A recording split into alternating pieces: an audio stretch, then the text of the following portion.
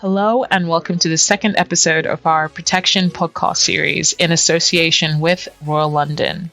Today, we'll discuss the importance of recommending protection policies which give clients choice and flexibility. And we'll look at how using the menu plan approach and the ability to tailor individual cover can help clients find protection that suits different levels of budget.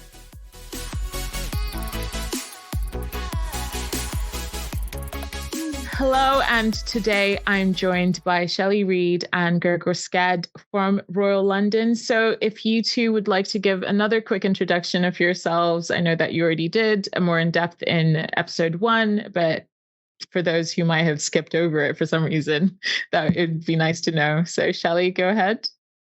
Okay, so I've been in financial services for many years, but for the last 16 years, I've been working for Royal London, historically bright grey, and I have the great job of travelling around the country talking to advisors and helping them to have real robust protection conversations with their clients. Great. And Gregor? Hi, thanks, Kim. I'm Gregor Sked, also part of the protection technical and development team, and really responsible, as Shelley alluded to there, just helping advisors see the value of protection and helping translate that to the clients that they see every day, and really trying to grow their confidence in understanding the need for protection. Great. So in the first episode with my colleague Lois, you discussed the ongoing need for protection, and also you covered a little bit about covering an individual's risks in the last episode. So this episode, we're going to be focusing more on recommending protection policies which give clients choice and flexibility. So I think from the previous episode, it's quite clear that, protection doesn't come in a one-size-fits-all policy. So how can advisors strive to achieve good outcomes as is set out in the consumer duty for individual clients? Well, I think the first thing that I would say is probably advisors need to have a real process set out. So it's so important whether they are, wealth, pension, mortgage, whatever clients they are, it's really important to have that protection conversation. So I think with consumer duty hurtling down the track to us, it's really important that advisors decide if they're going to have that conversation themselves, or indeed, if not, if they're going to ask someone within their company, perhaps a protection expert, to talk to their clients. And if that's not the case, then I think we need to take that move to signpost that potential protection client to someone outside of their firm, maybe a protection expert that's local to them. So I think that's the first thing that an advisor needs to look at, first of all, to have that process in place. Mm-hmm. Yeah, I'd agree. I think there's not going to be I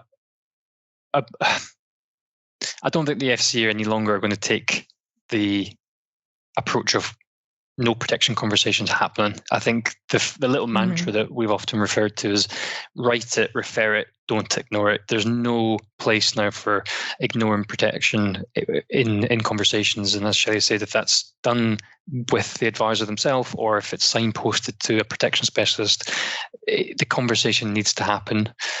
Full stop. It can't be ignored. And when you look at the consumer duty in detail, for me personally, I think protection massively underpins what the consumer duty is trying to achieve. If you look at the cross-cutting rules, and it's about trying to make sure clients are able to achieve their future financial objectives and avoid foreseeable harm, protection is there to do that. Protection is there to make sure that clients stay financially resilient when unexpected life events happen. So not to have that conversation just feels like it shouldn't even be a consideration. I think if we look at 12 months down the line, I think the mindset of the industry is going to be really different. I think protection will become part of a standardized advice process, whether that, as I said, Shelley said it already, done in-house or if it's done externally. But I think the key thing summarize that point up as the protection conversation should happen somewhere down the line to help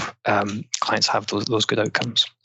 Yeah. And I think, sorry, Kimberley. No, I was saying, Shelley, go ahead. Yeah, I think when we're talking now that we've decided, yes, we're going to have this protection conversation to get the very best outcome for the client, I think we need to realise that there's no such thing as a one-size-fits-all policy. And that's why the modern menu plans, as far as protection are concerned now, are just fantastic for being able to build a real bespoke protection portfolio that really suits the client now, not only suits their needs, but also their budget, but is flexible enough to be able to evolve as their life, their career, their family, their house situation. So it can change with them.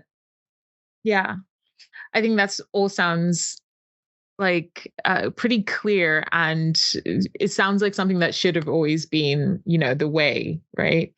And another thing that should have always been the way is how it seems that more and more people in the protection industry are trying to encourage younger people to get cover.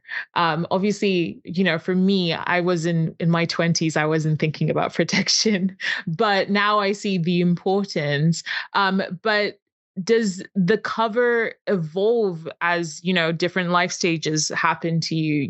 Like me in my 20s is completely different from me now in my 30s. And then later on in life, does it evolve with people as they change? Absolutely. I think there's a couple of things you mentioned that really stood out to me. So firstly, I think trying to engage a younger demographic with protection has always been a challenge in the industry. And I think it's something that it'll never be I don't think it'll ever be fully resolved, because there'll always be hurdles to try and overcome. But I think it is something that product innovations and providers these days are aware of. And I think when they're designing protection products, I do think at the heart of what they're trying to do is make it more appropriate for various different client demographics. And you can see that by looking at, I'll look at the rental sector to begin with. A demographic which traditionally would be fairly, I guess, ignored, you could say, from protection conversations. They're not having as close interactions with mortgage advisors. So how do they have a conversation with a protection advisor? And they don't have necessarily that access to that conversation. Doesn't mean that they shouldn't be protected. Absolutely not. It's just the routes to those types of clients, I think, need to be looked at. And I think it needs to be made a little bit easier to try and have those conversations and look to having, I think, introducer arrangements and then having different types of relationships with, with letting agents and landlords, trying to have more open conversations with them. I think in terms of the point around the product growing with the individual and changing, I think is a really interesting angle. And I was having a conversation with somebody a couple of days ago about, when you look at the wider opportunities to talk protection, it really does. There are opportunities from young adulthood right to later life, and you can cover the whole lifespan, whether it's income protection for people that are starting work for the first time, and even just having an awareness of the risks that they face. Because we mentioned in our first podcast around the younger, if you're younger, protection policies will, generally speaking, be a little bit more cost effective. The price goes up with age. So actually having those conversations early on as possible is going to be a really key thing. And then as they change, as their lifestyle goes through changes, what we're seeing the industry do these days is offer products that can be tweaked and tailored to suit those lifestyle changes. If it's clients who maybe are in the rental sector that stop renting to take out their first mortgage, often protection providers these days allow cover increases with minimal evidence. And it's things like that, little nuance features that I think will help make the lifespan of the product more, I think will make it longer.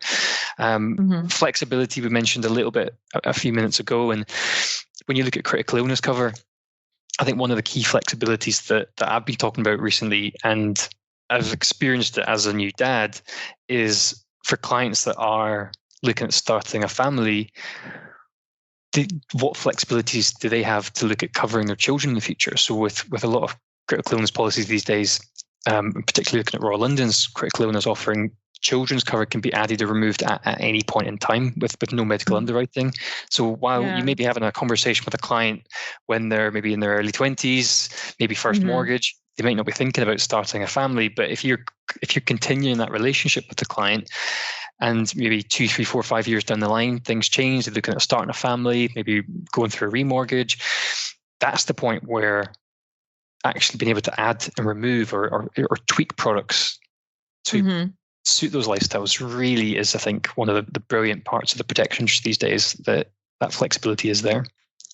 Yeah, amazing. And Shelley, what do you have to add to that? Yeah, all I was going to add, a couple of things on the rental sector. I see many advisors currently really embracing those who are sitting currently in a rented property, because they still, yes, they don't have a large lump sum to protect like a mortgage, but they still certainly have some protection needs because they have an ongoing monthly commitment in rent and utility bills.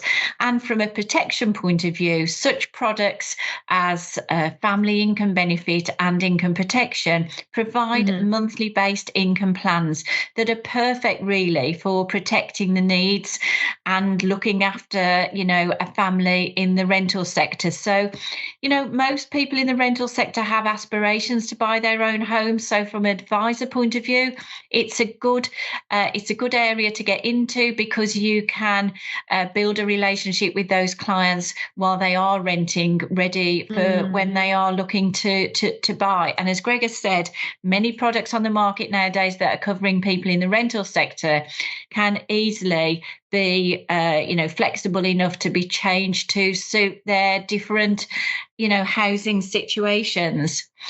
The other thing I'd pick up on that you mentioned, Kimberley, is looking at youngsters and trying to get them engaged in protection.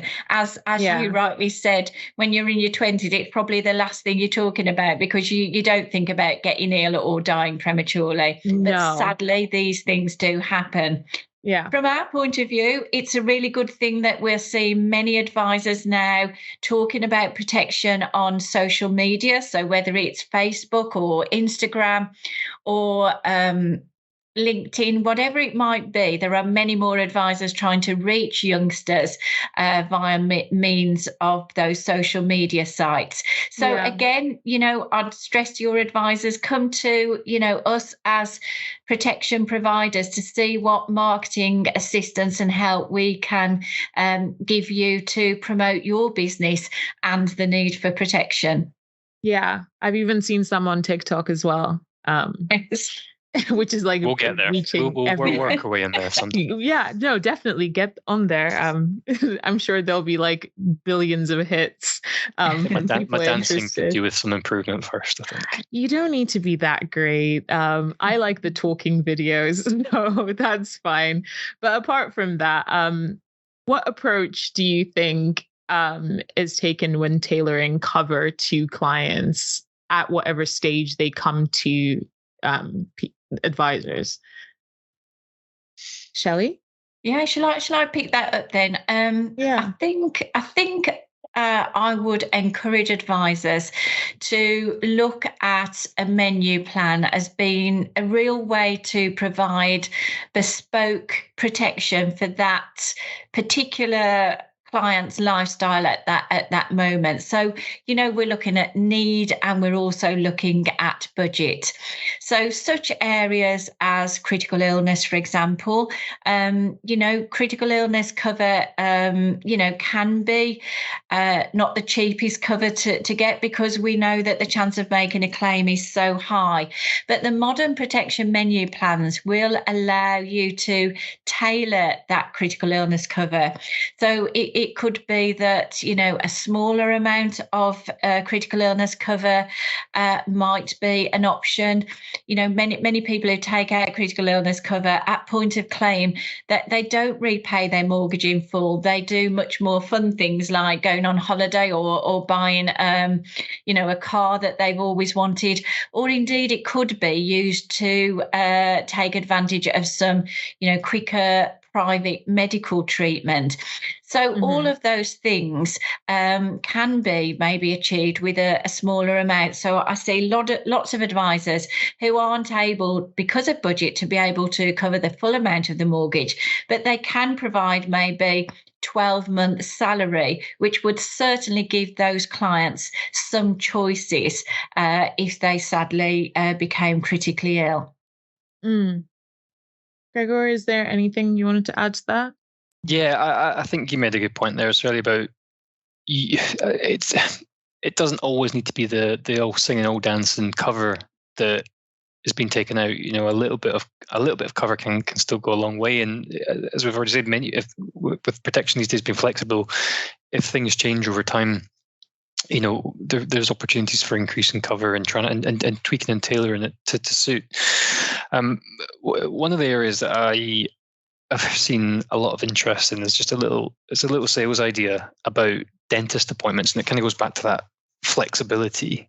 And you think, when you go to the dentist, what's the one thing you can always guarantee that you leave with? And you could probably think sore teeth are a fairly hefty bill, but actually you always leave with another appointment in the diary. You always leave with another dentist appointment. And I think having that approach with protection conversations, and particularly with consumer duty coming down the track, will give advisors that platform to review clients' protection needs at a set date in the future.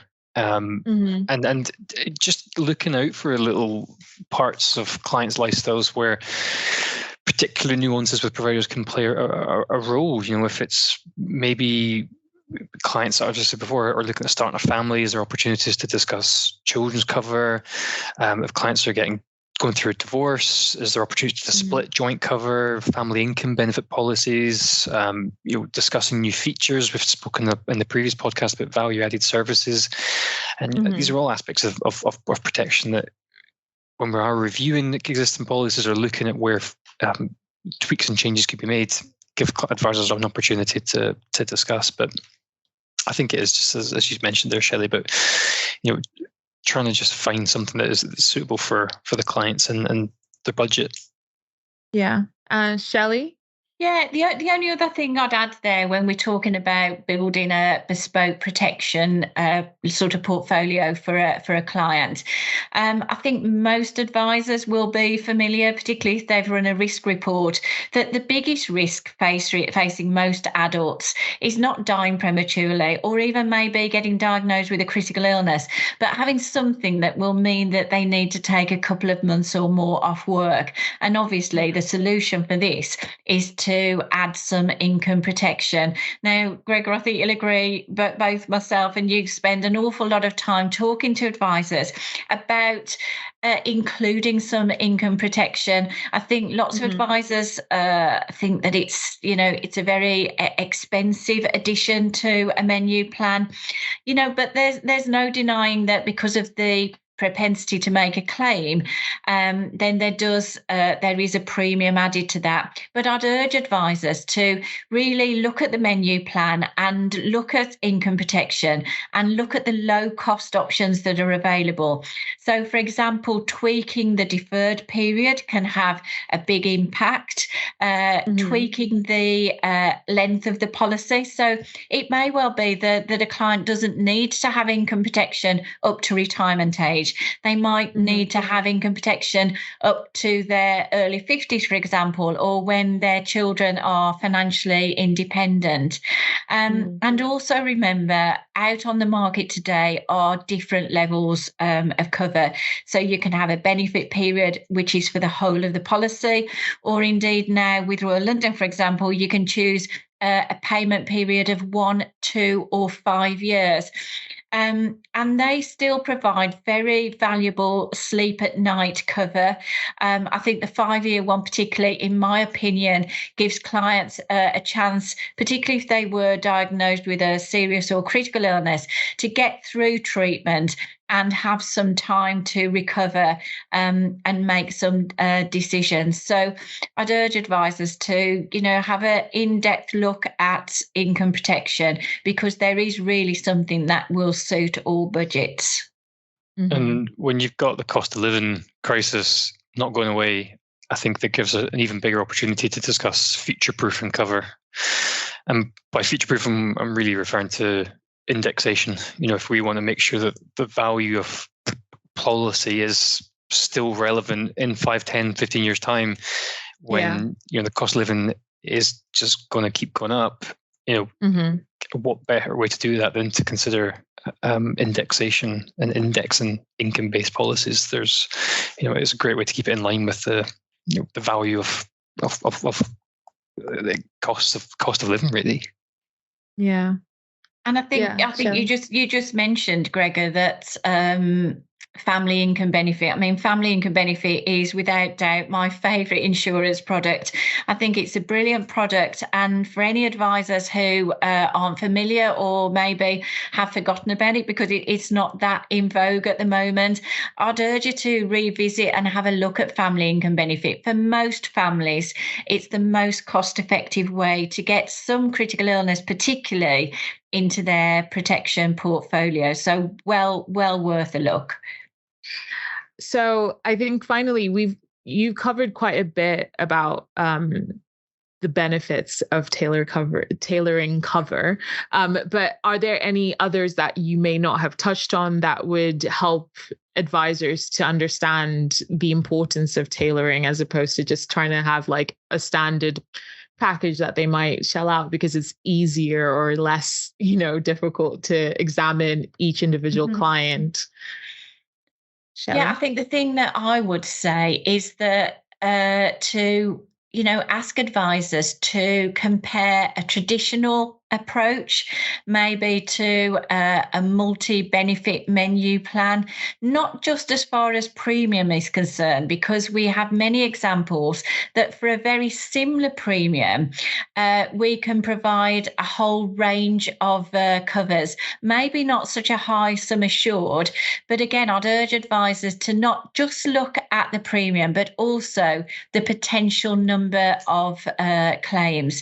So the pound notes might not be as high, but the number of potential claims could be, 3 and 4-fold just a traditional approach to insurance and protection.